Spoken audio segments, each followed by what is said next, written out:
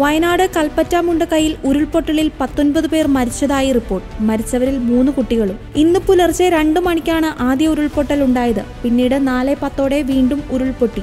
നേപ്പാൾ സ്വദേശികൾ താമസിക്കുന്ന സ്ഥലത്താണ് മണ്ണിടിച്ചിലുണ്ടായത്. പ്രദേശത്തിപ്പോഴും ശക്തമായ മഴ തുടരുകയാണ്.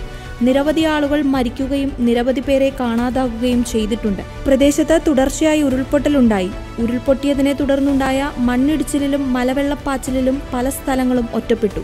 നിരവധി പേർക്ക് പരിക്കേറ്റതായും 400ഓളം കുടുംബങ്ങൾ ഒറ്റപ്പെട്ടതായുമാണ് റിപ്പോർട്ടുകൾ.